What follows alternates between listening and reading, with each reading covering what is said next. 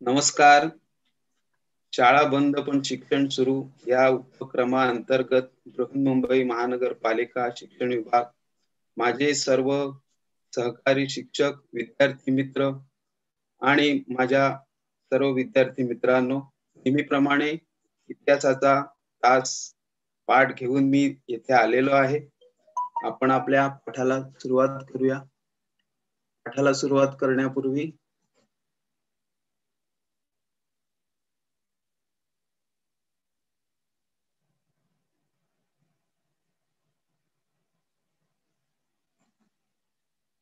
बृहन्मुंबई महानगरपालिका शिक्षण विभाग, लॉर्ड हॅरिस मनपा शाळा. आजचा सुविचार आहे, बुद्धीला सत्याकडे, भावनेला माणुसकीकडे आणि शरीराला श्रमाकडे नेण्याचा मार्ग म्हणजे संस्कार. विद्यार्थी मित्रांनो, आपल्या आयुष्यामध्ये संस्काराला खूप महत्वाचं स्थान आहे. ज्याने शिक्षण घेतले, अभ्यास केला, शिकला, पण संस्कार जर नसतील तर आपल्या जीवनाला काही अर्थ नाही. ज्ञानाने आपली बुद्धी वाढते आणि ही बुद्धी आपली सत्याकडे नेली पाहिजे आणि ज्ञानाबरोबरच माणुसकी जी आहे या माणुसकीकडे सुद्धा आपण तेवढ्याच प्रयत्नाने पाहिलं पाहिजे. आणि शरीर जे आहे हे शरीराला आपण श्रमाची जोड दिली पाहिजे. अशा प्रकारचा हा सुविचार आहे. बुद्धीला सत्याकडे, भावनेला माणुसकीकडे आणि शरीराला श्रमाकडे नेण्याचा मार्ग म्हणजे संस्कार. आणि त्याच्यावर हे सर्व संस्कार असतात, त्याला जीवनामध्ये कधीही निराश होण्याची भीती नसते. चला तर आजचा आपला इतिहासाचा पाठ धडा आहे मौर्य साम्राज्यानंतरची राज्ये. आजचे आपले घटक आहेत वर्धन घराणे आणि ईशान्य भारतातील राज्यसत्ता. विषय शिक्षक श्री प्रशांत मनोहर विजाई. विद्यार्थी मित्रांनो, मगध साम्राज्यानंतर मौर्य साम्राज्यानंतर राज्ये कोणकोणती होती ही आपल्याला माहित आहे. सांगू शकाल का कोणकोणत्या राज्यांचा आपण अभ्यास केलेला आहे, माहिती मिळवलेली आहे? सांगता येतील तुम्हाला? हो सर. हा सांगा बरं. मौर्य साम्राज्य शुंग घराणे. मगध राज्यानंतर मौर्य साम्राज्य आलं आणि मौर्य साम्राज्यानंतर आपण शुंग घराणे, इंडो ग्रीक घराणे, कुषाण घराणे आणि गुप्त घराणे याचा आपण अभ्यास केलेला आहे. आठवतंय ना आपल्याला? कालच्या तासाला आपण गुप्त घराण्याचा अभ्यास केला. समुद्रगुप्त, चंद्रगुप्त मौर्य दुसरा. आज वर्धन घराण्याचा ना सर. काल आपण त्याचा अभ्यास केलाय. त्याच्या पुढचे ज्या घराणे आहे वर्धन घराणे, या वर्धन घराण्याची आता आपण माहिती मिळवूया. मला माहिती आहे की गुप्त, चंद्रगुप्त मौर्य जे आहेत या गुप्त घराण्यानंतर हळूहळू हा जो उत्तरेकडला जो भाग आहे, या उत्तरेकडल्या भागामध्ये गुप्त घराण्याचं जे साम्राज्य होतं त्याचा प्रभाव हळूहळू कमी व्हायला लागला. आणि कमी झाल्यानंतर इतर जी लहान लहान घराणी होती, ही लहान लहान घराणी पुन्हा स्वतंत्र झाली आणि त्याच्यामध्ये जे प्रबळ होते ते प्रबळ असणारे राजे आपलं साम्राज्य पसरवायला त्यांनी सुरुवात केली. मला चित्रामध्ये दिसतंय निरनिराळ्या रंगामध्ये हा उत्तरेकडला भाग दिसतोय तुम्हाला. हा सगळा जो भाग आहे हे लहान लहान प्रदेश आहेत आणि या लहान लहान प्रदेशामध्ये वेगवेगळे राजे राज्य करीत होते. त्यावेळेला चंद्रगुप्त मौर्य होता, गुप्त घराण्याचं राज्य होतं. त्यावेळेला त्यांनी हा सगळा प्रदेश आपल्या अखत्यारीत आणला होता, आपल्या ताब्यात घेतला होता. पण ज्या वेळेला गुप्त घराण्यामध्ये प्रभावशाली राजे हे ज्या वेळेला कालानुसार कालवश झाले, मृत्यू पावले, त्यानंतर गुप्त घराण्याचा प्रभाव कमी झाला आणि या लहान लहान राज्यामध्ये पुन्हा युद्धासारखी परिस्थिती सुरू झाली. आपापसामध्ये ते भांडणं करू लागले, युद्ध करू लागले. आणि याच्यामधूनच पुढे वर्धन घराण्याचा उदय झाला. या वर्धन घराण्याविषयी आज आपण माहिती मिळवूया. आता हे वर्धन घराणे होते, ह्याचं ठिकाण कोणतं होतं? हे वर तुम्हाला नकाशामध्ये दिसतंय ठाणेसर. कोणतं ठिकाण दिसतंय? ठाणेसर. हा भाग आपल्या भारतातल्या कोणत्या प्रदेशात असावा असं वाटतंय तुम्हाला? कोणत्या ठिकाणचं आहे हे ठिकाण? ठाणेसर कुठे आहे सांगता येईल तुम्हाला? काश्मीर. अगदी बरोबर सांगितलं, अगदी बरोबर. आपल्या भारताचं जो उत्तरेकडला भाग आहे, ज्या ठिकाणी हिमालय आहे, तिकडचा जो प्रदेश काश्मीर, या काश्मीरच्या ठिकाणी प्रभाकन वर्धन हा ठाणेसर हे जे ठिकाण होतं, त्या ठिकाणचा तो राजा होता. आता तुम्हाला चित्रात दिसेल, नकाशात दिसेल की ठाणेसर हे ठिकाण आज आपल्या भारतामधलं हरियाणा जे राज्य आहे, या हरियाणा राज्याच्या जवळ होतं. आणि या ठाणेसर हे जे ठिकाण आहे, हे ठिकाण हिंदूंचं एक तीर्थक्षेत्र आहे. तीर्थक्षेत्र म्हणजे काय रे सांगता येईल तुम्हाला? तीर्थक्षेत्र म्हणजे काय बाळांनो? देवस्थान. देवस्थान, बरोबर आहे. ते तीर्थस्थान आहे आणि तिथे 51 शक्तिपीठामधील एक आहे. 51 शक्तिपीठ आपल्या भारतामध्ये जगदंबेची, पार्वतीची ही 51 शक्तीची ठिकाणं आहेत. त्या ठिकाणी त्या सती त्यावेळेला पुराणामध्ये कथा आहे की सतीची जी शक्ती होती, ही शक्ती या 51 शक्तिपीठामध्ये तीर्थस्थानामध्ये विखुरली गेलेली आहे, पसरली गेलेली आहे. तर ठाणेसर हे ठिकाण हे सुद्धा हिंदूंचं एक तीर्थक्षेत्र आहे, पवित्र क्षेत्र आहे. आणि ह्याच ठाणेसर जवळ दिल्लीच्या उत्तरेला हरियाणा हे राज्य आहे. या हरियाणा राज्यात कुरुक्षेत्र नावाचं ठिकाण आहे. आठवते तुम्हाला हे कुरुक्षेत्र कशासाठी प्रसिद्ध आहे रे? कुरुक्षेत्र कशासाठी प्रसिद्ध आहे माहितीये तुम्हाला? पुराणामध्ये, महाभारतात गोष्टी ऐकल्यात तुम्ही? महाभारतातील युद्ध झाले होते. अगदी बरोबर. कुरुक्षेत्रावर कोणाकोणामध्ये युद्ध झालं होतं आठवते तुम्हाला? सांगता येईल? हो, दुर्योधन आणि पांडवांमध्ये झालेलं. हा, 100 कौरव आणि पांडव, पांडव आणि कौरव यांच्यामध्ये, कौरव पांडवांमध्ये, अगदी बरोबर, कौरव पांडवांचं या ठिकाणी युद्ध झालेलं होतं. ते ठिकाण म्हणजेच कुरुक्षेत्र. आज सुद्धा आपल्या समाजामध्ये किंवा आपल्या वर्तमान काळामध्ये एखादं मोठं भांडण होतं, त्यावेळेला आपण त्याचा संदर्भ देतो की त्यांच्यामध्ये भांडणं झाली, मारामारी झाली, की त्या ठिकाणी आपण वाक्प्रचार वापरतो, कुरुक्षेत्र सुरू आहे. क्षेत्रावर जसं युद्ध झालं, हे कुरुक्षेत्र हे जे ठिकाण आहे, हे दिल्लीच्या उत्तरेला हरियाणा जे राज्य आहे, या हरियाणा राज्यामध्ये हे कुरुक्षेत्र ठिकाण आहे. बाळांनो बघा, 2000 वर्षापूर्वीचा हा इतिहास आपण अभ्यासतोय आणि ह्या अभ्यासामध्ये हे पौराणिक संदर्भ आहेत. जो अभ्यास आपण इतिहासात बघतोय, हा सर्व आपल्या भारताची एक थोर ठेव आहे आणि आपण सगळे त्याचा परिचय करून घेत आहोत. तर हा जो वर्धन राजा होता, त्या वर्धन राजामध्ये प्रभाकर वर्धन नावाचा जो राजा होता, त्या प्रभाकर वर्धनने ठाणेसर या ठिकाणी आपलं राज्य स्थापन केलं. आता ज्या वेळेला एखादा राजा राज्य स्थापन करतो, तेव्हा त्याची इच्छा असते आपलं साम्राज्य पसरावं, आपलं साम्राज्य आणखीन मोठं व्हावं. त्या प्रभाकर वर्धनने सुद्धा आपलं साम्राज्य पसरवण्यासाठी, वाढवण्यासाठी खूप प्रयत्न केले. त्या प्रभाकर वर्धनला 2 मुलं होती. त्याचा जो मोठा मुलगा होता, त्याचं नाव होतं राजवर्धन आणि त्याचा छोटा मुलगा जो होता, त्याचं नाव होतं हर्षवर्धन. मला सांगा, ज्या वेळेला राजा आपली राज्याची कारकीर्द राजा आपल्या मुलांकडे सोपवतो, तो कोणाकडे सोपवतो?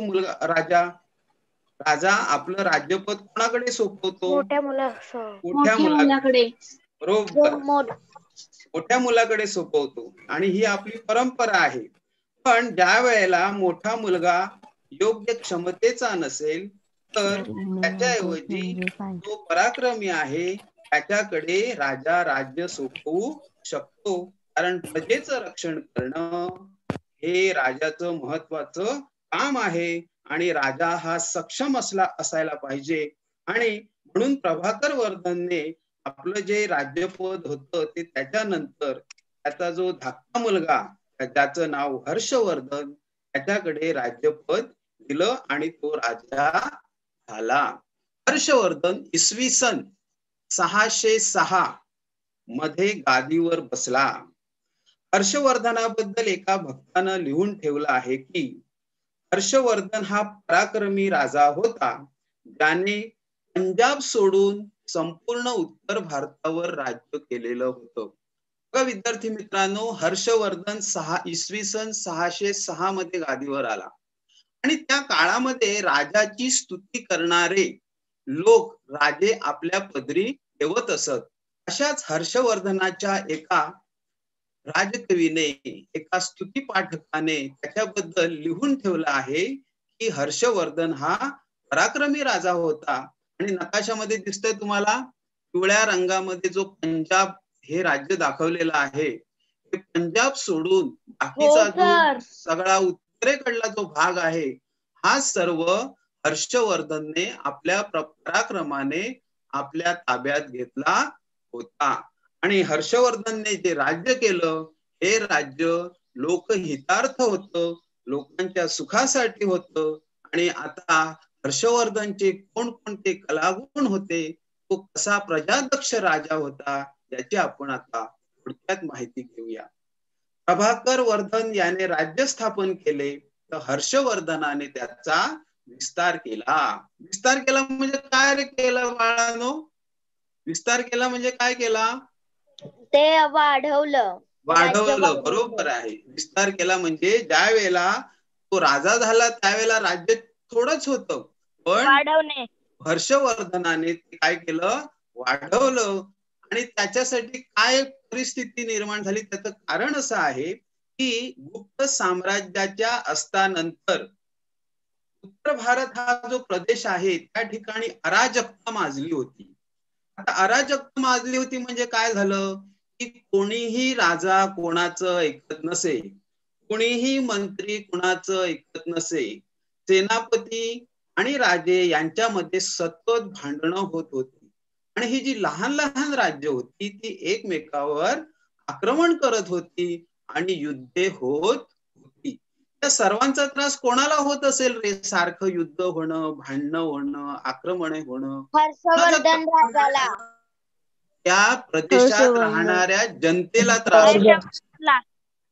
त्या प्रदेशात राहणाऱ्या लोकांना त्याचा त्रास होतो. राजा सतत भांडणं, युद्ध, आक्रमण होत असतील तर आपल्याला आपलं सामाजिक आणि कौटुंबिक जीवन सुखाने जगता येत नाही. आणि म्हणून या ठिकाणची उत्तर भारतातली जी जनता होती ही त्रासलेली होती आणि हर्षवर्धनाने ही सर्व राज्य आपल्या ताब्यात घेतली आणि तेथे त्याने लोकांना सुख, शांती आणि स्थैर्य देण्याचा प्रयत्न केला.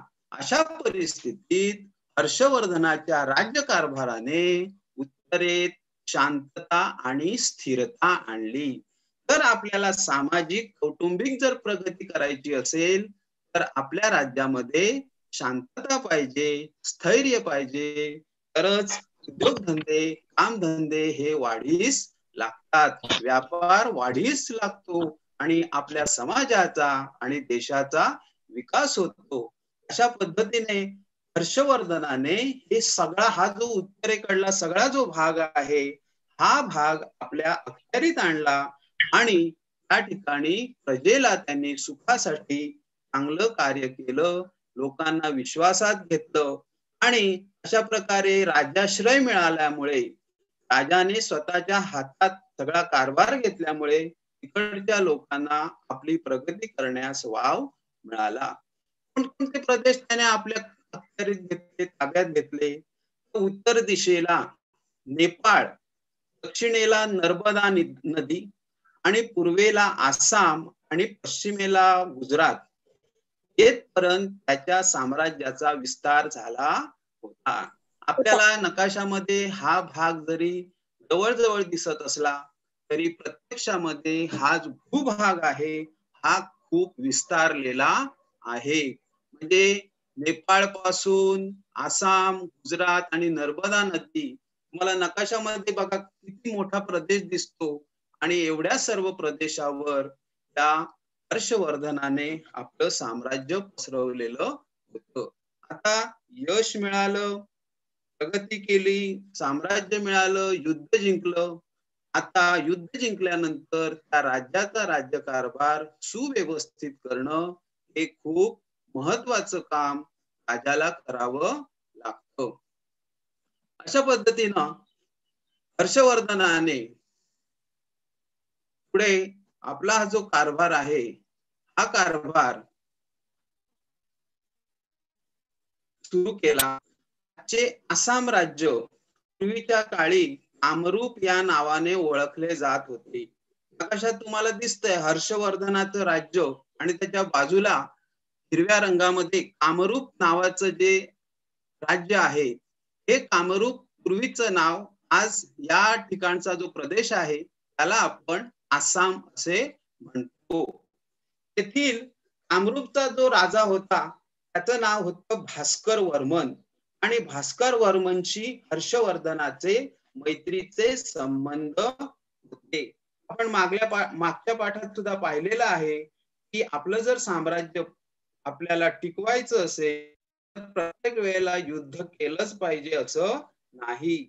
काही साम्राज्य किंवा काही वेळेला आपल्याला मैत्रीचे संबंध सुद्धा जोपासावे लागतात आणि मैत्रीचे संबंध जोपासले की आपल्याला राज्यकारभार करणं सोपं जातं. हर्षवर्धनाने आपला राजदूत चीनच्या दरबारात पाठवला होता. हर्षवर्धनाने राजाकडे राजदूत पाठवून चीनच्या सम्राटाबरोबर मैत्रीचे संबंध जोडले होते.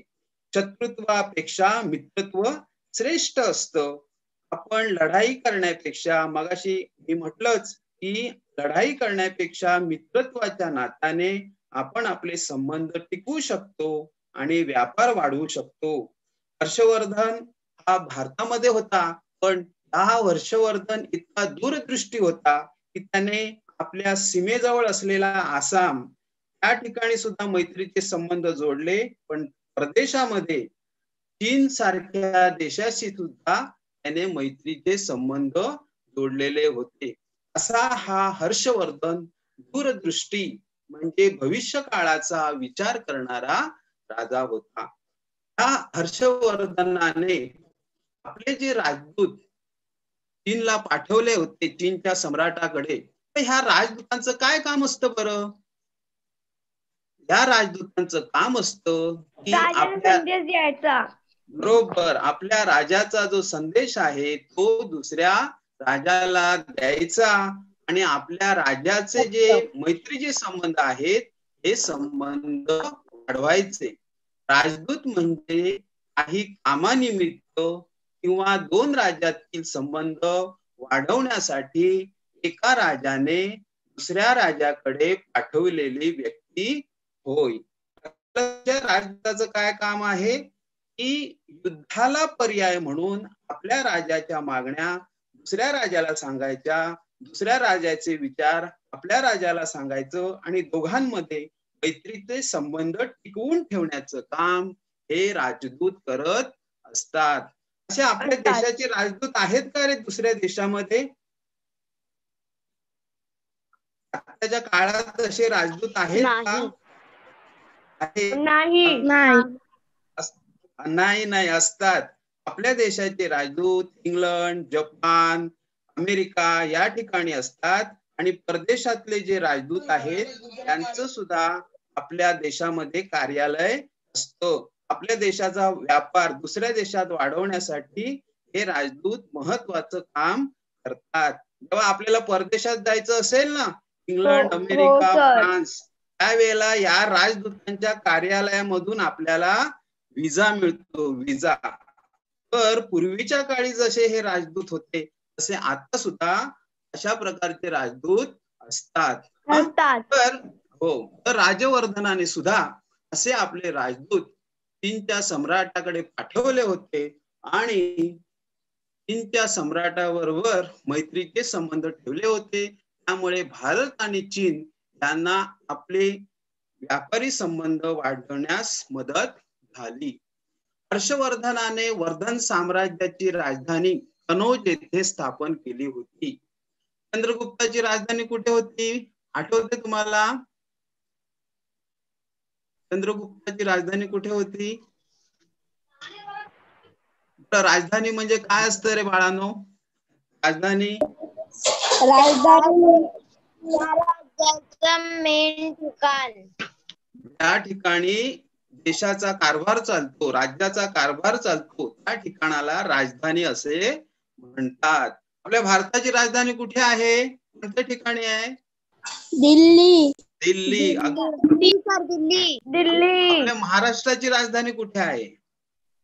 मुंबई. मुंबई. आणि उपराजधानी पण आहे. माहितीये तुम्हाला कुठे आहे उपराजधानी? बर. तर अशा प्रकारे हे जे राजधानीचं ठिकाण असतं त्या ठिकाणाहून राज्याचा कारभार केला जातो. हर्षवर्धनाने आपली राजधानी कनौज येथे स्थापन केली होती आणि कनौज हे आजच्या उत्तर प्रदेशामध्ये आहे. या राजधानीच्या ठिकाणाहून हर्षवर्धनाचा राज्यकारभार चालत होता. कनौज हे शहर आताचा उत्तर प्रदेशचा जो भाग आहे, तर ज्या ठिकाणी हर्षवर्धनाने राजधानी सुरू केली त्याच ठिकाणी आज उत्तर प्रदेशामध्ये कनौज या जिल्ह्याचं हे मुख्यालय आहे. पुढे हर्षवर्धनाच्या काळात साहजिकच मैत्रीचे संबंध दुसऱ्या देशाशी ठेवल्यामुळे हर्षवर्धनाच्या काळात आपल्या देशात व्यापाराची भरभराट झाली होती आणि व्यापाराची भरभराट झाली की साधन उत्पन्नता वाढते, लोकांच्या हातात पैसा येतो आणि निरनिराळ्या वास्तू उभारल्या जातात.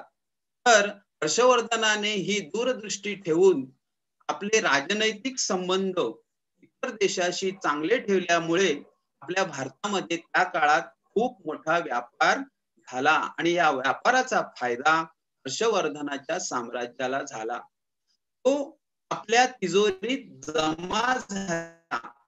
एकूण रकमेपैकी फक्त 25% रक्कम स्वतःसाठी वापरत असे. 25% म्हणजे किती भाग झाला बाळांनो? सांगता येईल तुम्हाला? उत्पन्नाचा 25% म्हणजे अर्ध्याचा चौथा. हा बरोबर, पाव भाग. ज्याला आपण समजा 100 रुपये आपण रमेश धरले, 100 रुपयातले 25 रुपये म्हणजे पाव भाग. हर्षवर्धन आपल्या उत्पन्नाचा 25% रक्कम ही आपल्या स्वतःसाठी वापरत होता. आणि मग बाकीच्या 75%चं काय करत असेल बरं? राज्यासाठी देत असे. राज्याच्या तलवारी वगैरे राज्यासाठी. ठीक आहे. राज्याच्या तलवारी नाही, तर राहिलेली 75% रक्कम तो प्रजेच्या सामाजिक कार्यासाठी वापरत होता. आता प्रजेसाठी कोणकोणती सामाजिक कार्य करता येतील? समाजासाठी कोणकोणती कार्य करता येतात? त्या लोकांना जेवणासाठी पैसे दिले, बर, कामासाठी दिले, जेवणासाठी समाजासाठी म्हणजे आताच्या सारखे पाण्याचे तलाव वगैरे नव्हते. गावामध्ये विहिरीत बांधणे, नंतर शेतामध्ये शेतकऱ्यांना अनेक उपयोगी साधनं देणे, तसेच पाण्याची सोय करणे, धर्मशाळा बांधणे, अशी वेगवेगळी शाळा बांधणे, जे दुर्बल घटकातील लोक आहेत त्यांना मदत करणे. तर हर्षवर्धन हा 75% रक्कम ही प्रजेच्या विविध कार्यासाठी वापरत होता आणि दर 5 वर्षांनी तो आपली सर्व संपत्ती, त्याच्याजवळ जी संपत्ती होती ती तो प्रजेला दान करत होता. आता दान करत होता म्हणजे कोणाला? जे गरजू लोक होते, या गरजू लोकांना तो आपली संपत्ती बघा दर 5 वर्षांनी काय करायचा? दान करायचा. म्हणजे हर्षवर्धन इतका मनानं निर्मळ होता, शूर होता, तसाच तो दानी होता. असाच एक दानशूर महाभारतातला माहितीये तुम्हाला कोण आहे? आपल्याला माहित आहे अर्जुन महाभारतामध्ये आणि कर्ण. अर्जुन, कर्ण, महारथी कर्ण हा दानशूर होता. तो दानासाठी अतिशय प्रसिद्ध आहे. आणि हर्षवर्धन हा सुद्धा आपल्या संपत्तीचं जे तो समाज कार्यासाठी लोकांना करत होता. आणि मग यासाठी ज्या वेळेला तो दान करत असे त्यावेळेला तो विविध कार्यक्रम आयोजित करत असे. त्याच्या तिजोरीत जमा झालेली रक्कम म्हणजे सोन्याची नाणी, धातूंची नाणी, सोने, मौल्यवान वस्तू, हिरे, माणके हे सर्व तो दर 5 वर्षांनी प्रजेला वाटून देत असे. आणि यासाठी तो धार्मिक कार्यक्रम करत असे. असा हा हर्षवर्धन प्रजादक्ष होता, प्रजेचं हित पाहणारा होता. आणि असा हा हर्षवर्धन इतिहासामध्ये दानशूर म्हणून सुद्धा प्रसिद्ध आहे. आणि त्याने हे जे कार्यक्रम केले हे आपल्याला कसं समजलं असेल तर त्याने जो हर्षवर्धन जो कार्यक्रम करायचा हा कार्यक्रम त्याने अशाच एकदा कनौज आणि प्रयाग हे जी ठिकाणं आहेत त्या ठिकाणी त्याने हे कार्यक्रम केले होते दान करायचे. त्यावेळेला चिनी प्रवासी युआन शांग उपस्थित होता. कोण आला होता? युआन शांग. आणि ह्या युआन शांगने आपल्या प्रवास वर्णनामध्ये ह्या सर्व गोष्टी नमूद केलेल्या आहेत. तसा हर्षवर्धन दानशूर होता, पराक्रमी होता, तसाच तो रसिक पण होता.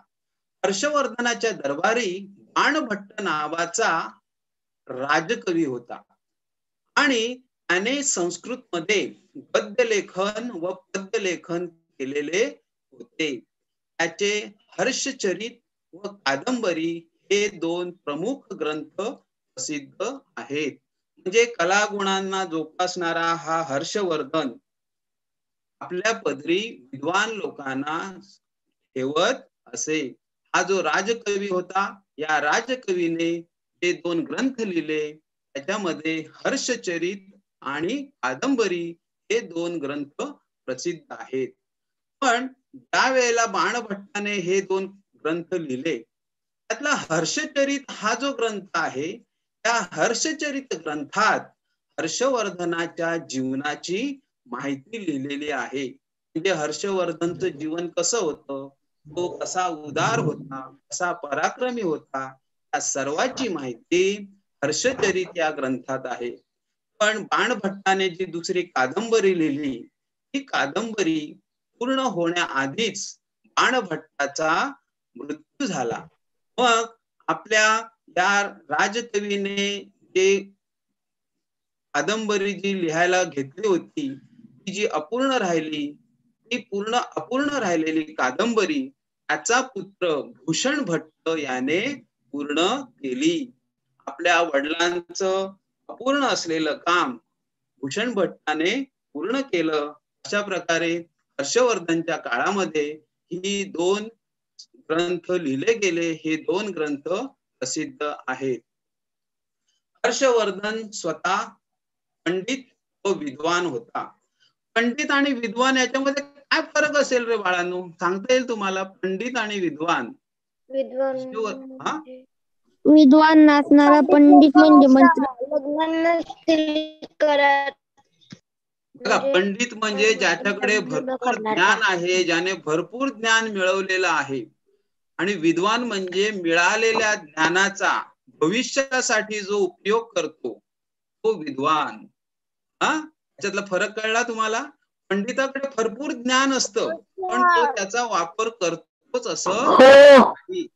तर हर्षवर्धन पंडित होता, त्याच्याकडे ज्ञान होतं आणि या हर्षवर्धनाने लोकांच्या सुखासाठी लोकांच्या हितासाठी मिळालेल्या ज्ञानाचा उपयोग केला होता. आणि म्हणून हर्षवर्धनाला पंडित आणि विद्वान म्हटलेलं आहे. तसंच त्याने अनेक ग्रंथ सुद्धा लिहिलेले आहेत. त्याने नागानंद, रत्नावली व प्रियदर्शिका ही 3 संस्कृत भाषेमध्ये नाटकं लिहिलेली आहेत. आता कळलं तुम्हाला विद्वान आणि पंडित का म्हटलंय? तो पराक्रमी होताच, मिळालेल्या ज्ञानाचा वापर करायचा, शिवाय तो रसिकही होता आणि त्याने आपल्या बुद्धिमत्तेच्या जोरावर ग्रंथ सुद्धा लिहिले होते. असा हा सर्व गुण संपन्न असा हर्षवर्धन प्रजादक्ष राजा. हर्षवर्धनाने शेवटी बौद्ध धर्माचा स्वीकार केला होता आणि या हर्षवर्धनाचं सर्वात महत्वाचा गुण म्हणजे त्याने इतर धर्मांनाही आश्रय दिला होता. हर्षवर्धन याने बौद्ध धर्माचा स्वीकार केला, पण इतर दुसरे कोणकोणते धर्म माहिती आहेत तुम्हाला? काय चिन्ह दिसत आहे तिकडे? कोणकोणते धर्म आहेत आपल्या भारतात? मुस्लिम, गुजरात, बरोबर, ज्यू, मराठी, असे हिंदू, मुस्लिम, ख्रिश्चन, सिंधी असे वेगवेगळे धर्म आहेत आणि त्यांची जी धार्मिक चिन्ह आहेत. तर हर्षवर्धन हा बौद्ध धर्माचा जरी त्याने स्वीकार केलेला होता तरी त्याने इतर धर्मांचा तिरस्कार केला नाही. आपल्या राज्यामध्ये त्याने इतर धर्मांनाही आश्रय दिला होता. असा हा सर्व गुण संपन्न राजा हर्षवर्धन. त्या हर्षवर्धनाच्या काळात युआन शांग हा बौद्ध भिक्षुक भारतात आला होता. युआन शांग कुठून आला होता बाळांनो? कोणत्या देशातून आला होता? हर्षवर्धनाचं साम्राज्याची बातमी त्याच्या राजदूताकडून चीनच्या राजाकडे गेली आणि चीनच्या राजाने युआन शांगला भारतात पाठवलं आणि भारतात ज्यावेळेला युआन शांग आला त्यावेळेला हर्षवर्धनाचा जो काळ होता हा सुवर्णमय असा काळ होता. तो ज्या वेळेला आला त्यावेळेला तो नालंदा या विद्यापीठात 2 वर्ष राहिला होता. हे विद्यापीठ आजच्या बिहार मधील पटना शहराजवळ आहे. युआन शांगने केलेल्या वर्णनात नालंदा या विद्यापीठाची माहिती आहे. म्हणजे हर्षवर्धनाच्या काळामध्ये कोणतं प्रसिद्ध विद्यापीठ होतं? हर्षवर्धनाच्या काळात नालंदा. आणि हे नालंदा कोणत्या राज्यात आहे? आताच्या बिहार राज्यामधील पटना या शहराजवळ आहे. युआन शांगने आपल्या प्रवास वर्णनात लिहून ठेवलं आहे की सम्राट हर्षवर्धनाने उदार हस्ते या विद्यापीठाला देणग्या दिल्या होत्या. विद्यापीठाला देणग्या कशासाठी दिलेल्या होत्या? का दिल्या असतील विद्यापीठाला देणग्या? का दिल्या असतील विद्यापीठाला देणग्या? विद्यार्थ्यांच्या शिक्षणासाठी. कारण त्यावेळेला दूरदूरच्या देशाचे विद्वान पंडित त्या विद्यापीठात अभ्यासाला येत असत. येथील ग्रंथालयात हजारो ग्रंथ होते.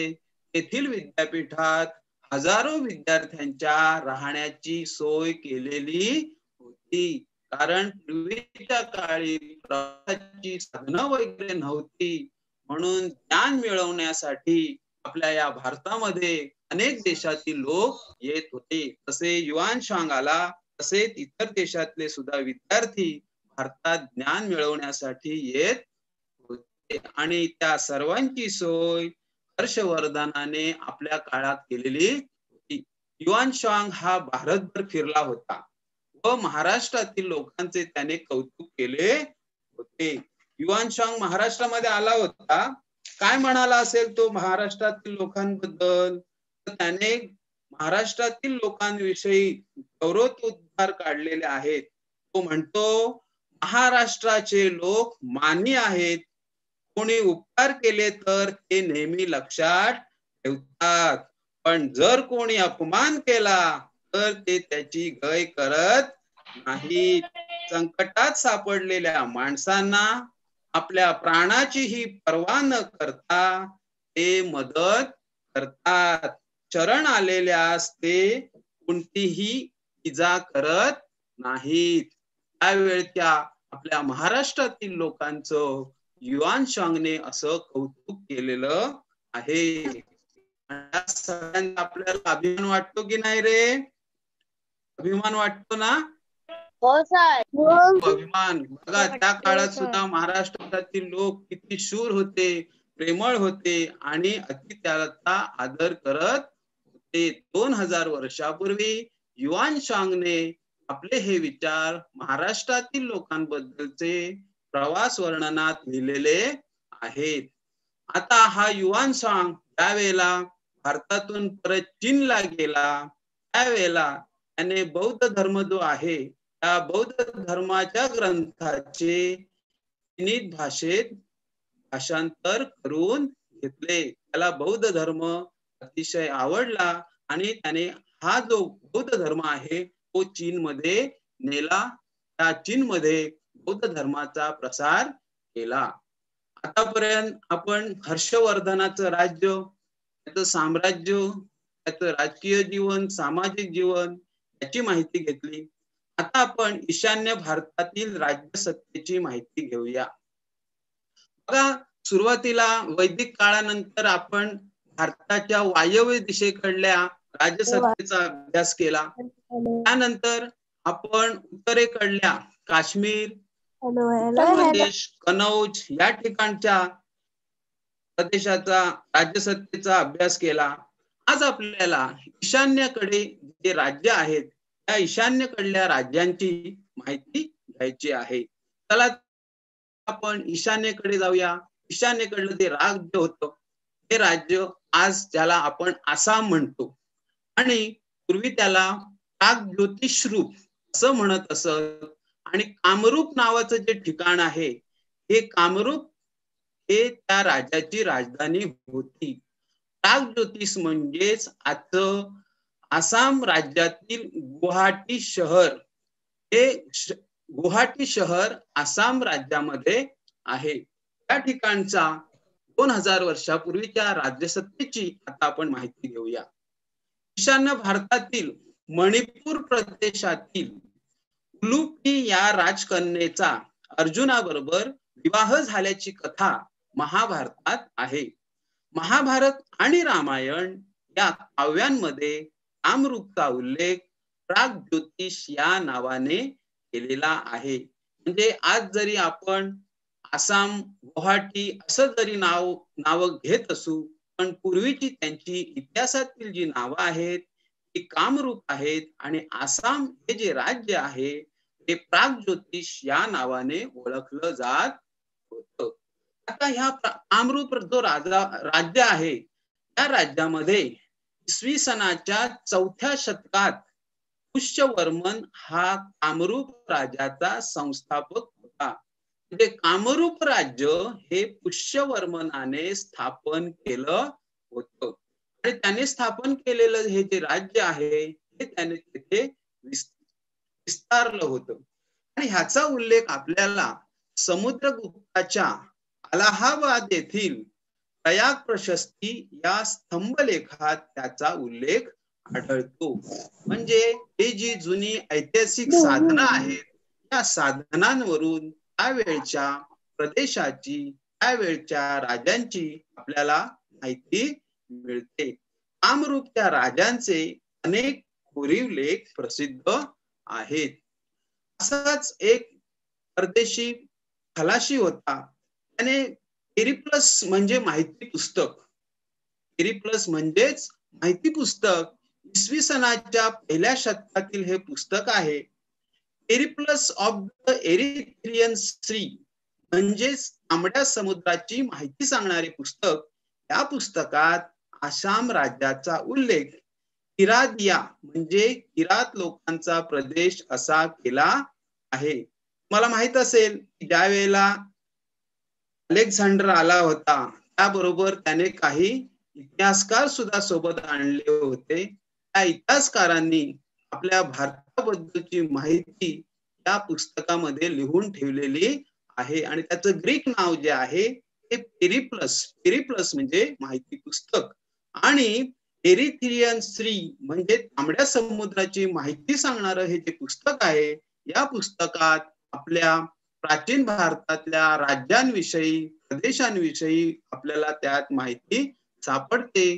काही लोकजीवनाबद्दलची माहिती सुद्धा या पुस्तकात आढळून येते. हे पुस्तक लिहिणारा खलाशी हा इजिप्त या देशात राहणारा होता. आता खलाशी म्हणजे कोणाला म्हणतात ते खलाशी माहिती आहे तुम्हाला बाळांनो? खलाशी पूर्वीच्या काळी जे समुद्र सफरी करायचे, समुद्रामधून प्रवास करायचे, त्यांना खलाशी असं म्हटलं जात. असाच इजिप्त देशाचा एक जो प्रवासी होता, त्या प्रवाशाला हे सगळं पुस्तक लिहिलेलं आहे आणि त्यात आपल्या या देशाचा त्याने उल्लेख केलेला आहे.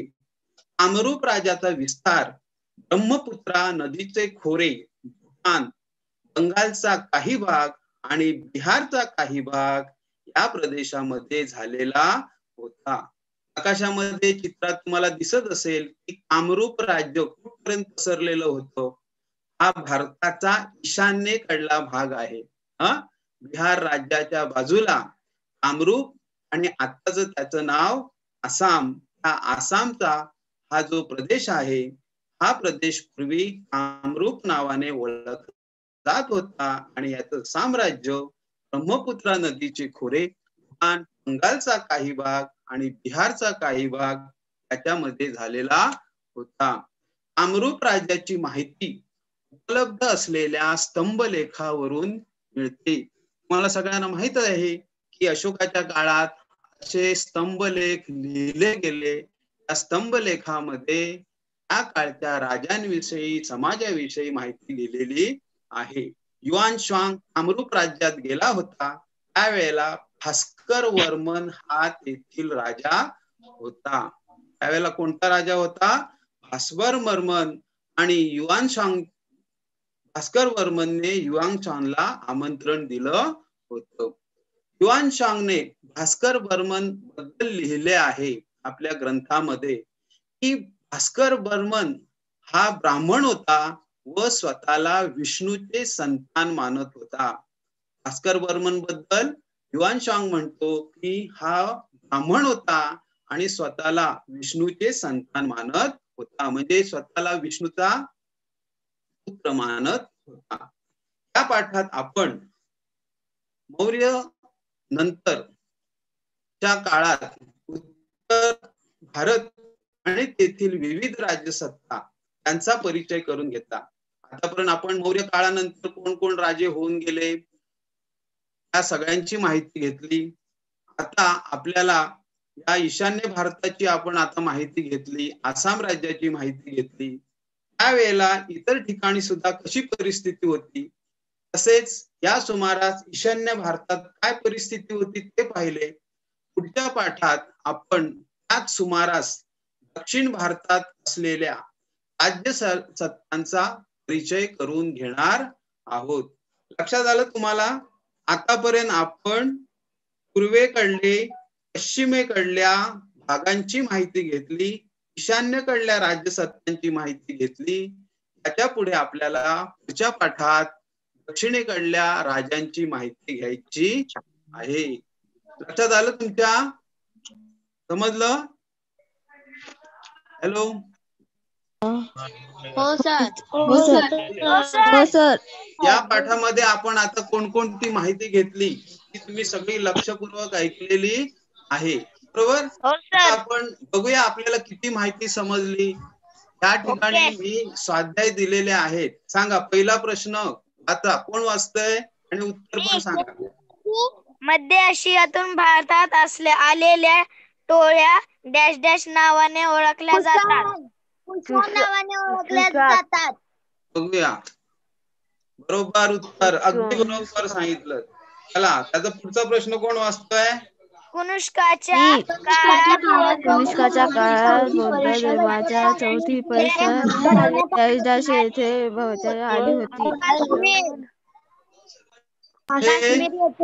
कुठे भरवली होती बौद्ध धर्माची परिषद? कनिष्काच्या काश्मीर.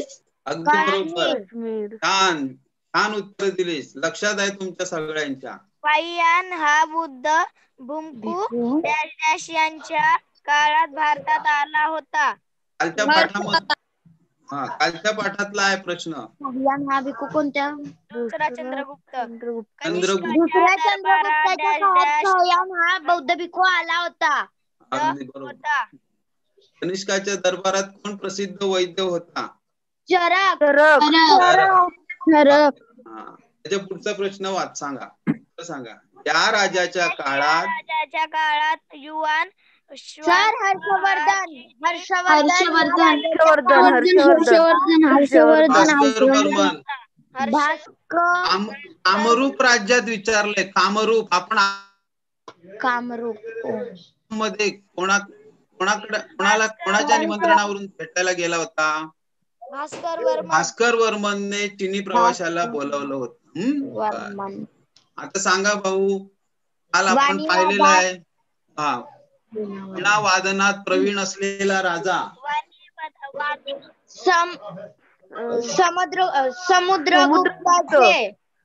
समुद्रगुप्त सर. अगदी बरोबर. छान. कामरूप म्हणजे आसाम. कधी शिकवलं? कधी समजलं आपल्याला हे? कधी शिकवलंय? आज. Very good. कामरूप म्हणजे आजचे आसाम. हर्षवर्धनाच्या दरबारातील राजा किंवा कवी. राजकवी. बाणभट्ट सर. बाणभट्ट. बरोबर. छान उत्तर दिलं. अगदी बरोबर सांगितलं. कनिष्कपूर.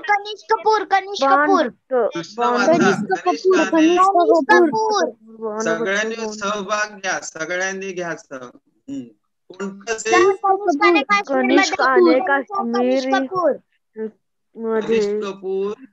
अगदी बरोबर. कनिष्काने काश्मीर मध्ये वसवलेलं शहर कनिष्कपूर. पुढचं सांगा. रिकामी जागा. भारतात सोन्याची तांब्याची नाणी पाडण्याची सुरुवात सिकंदर. भारतात सोन्याची आणि तांब्याची नाणी कनिष्काने सुरुवात केली.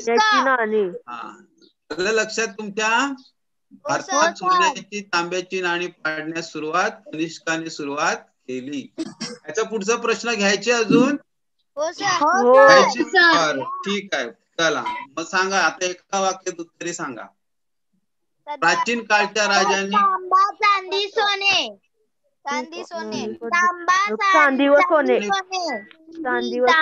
सोन्याची तांब्याची नाणी पाडली होती. आज आपण कोणत्या धातूची नाणी वापरतो रे? आपण लोखंडाच्या धातूची नाणी वापरतो. ॲल्युमिनियम, लोखंड. बरोबर. नालंदा विद्यापीठ सध्याच्या कोणत्या राज्यात होते? बिहार. पूर्ण वाक्यात उत्तर सांगा.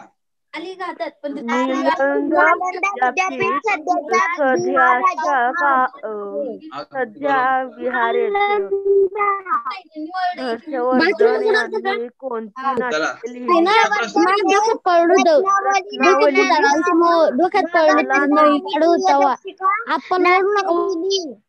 हर्षवर्धनाने कोणती नाटके लिहिली?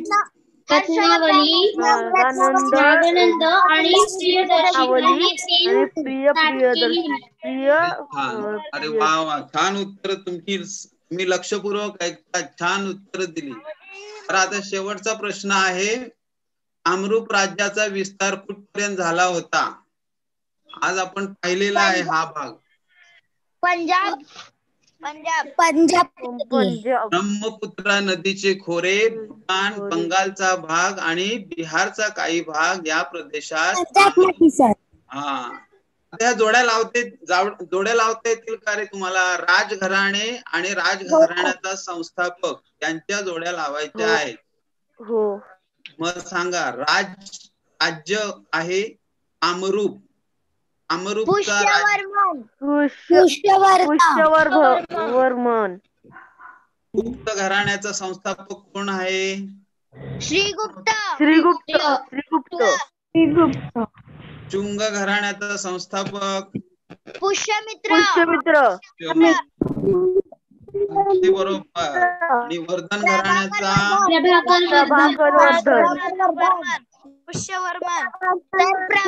प्रभाकर वर्धन. आन्सर आहे. आता हा सगळा स्वाध्याय तुम्ही सोडवला आहे का सोडवणार आहात? सोडवलाय. सोडवलाय. अच्छा ठीक आहे. चला समजलं तुम्हाला? हो सर. हो सर. आणखी काहीतरी द्या ना. मौर्य साम्राज्यानंतरची राज्ये हा भाग तुम्हाला चांगला समजलेला आहे. पुन्हा सर वाचा आणखीन छान. प्रश्न द्या ना. हा आणखीन प्रश्न द्या. आणखीन प्रश्न आपण पुढच्या तासाला घेऊया. हा आता आम्हाला शाळेत पण जायचं आहे. ठीक आहे. ओके धन्यवाद. नेहमी थँक्यू सर, तुम्ही नेहमी खूप छान शिकवलं.